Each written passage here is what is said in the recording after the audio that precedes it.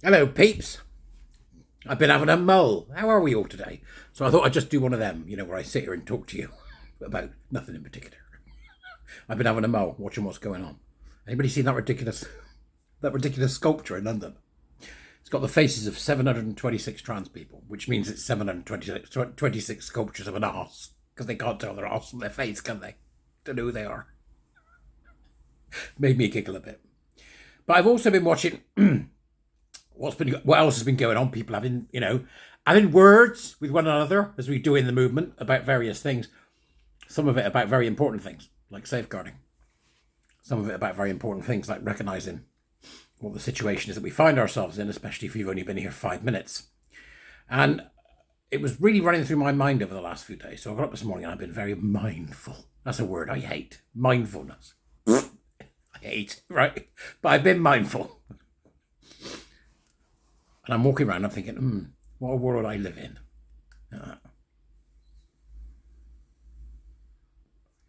I can now do that instead of filling my lungs with smoke and making life worse for myself, which of course smoking did and does to you all the time.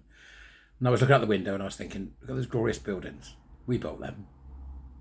I can see the Clock Tower Hotel from here. It's amazing. We built them, right? We built them. Humans built them. Designed, built. We're a phenomenal species.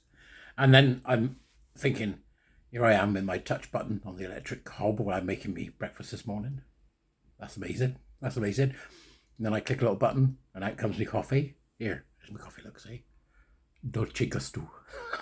Which, to somebody 100 years ago, would be an extraordinary luxury. To us, it's now commonplace. And I was thinking exactly the same thing as I put my dish in the dishwasher. Here you go. Put the dishwasher on. The dishwasher. My grandmother was a dishwasher, literally, in some country house somewhere, like a maid at Downton Abbey. Downton Abbey! And then I, switch on my television for the news, and on it comes on my screen, and I sit in front of my computer and I communicate with people right across the world and talk to my warrior teachers, some of whom are in Canada, New Zealand.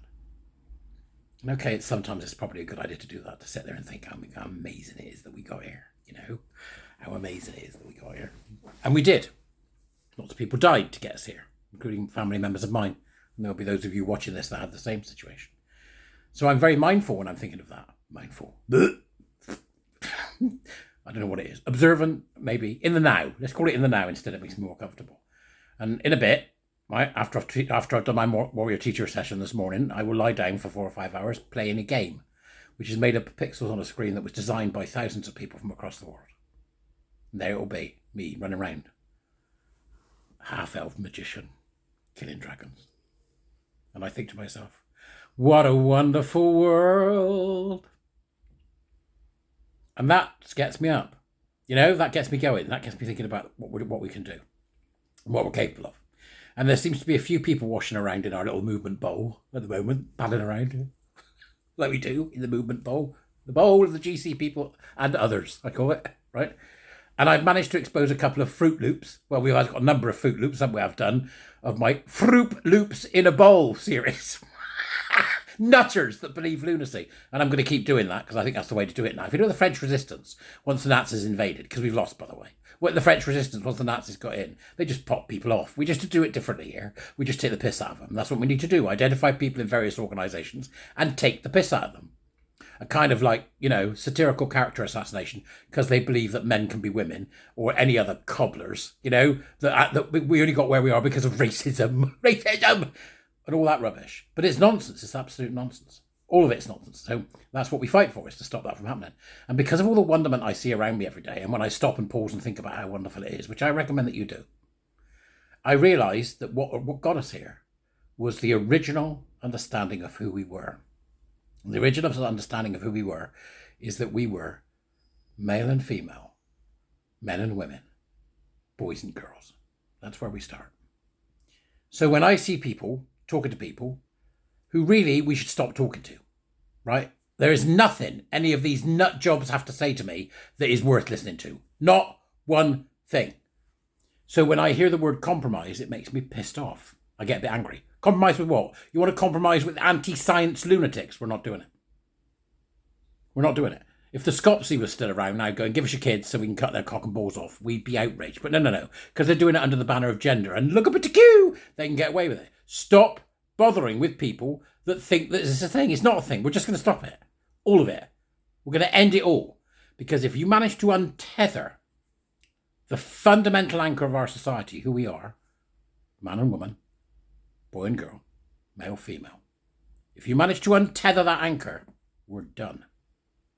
We're done. If you manage to give a priestly class the ability to obfuscate and eradicate reality and science, we are done. We're back into the Dark Ages.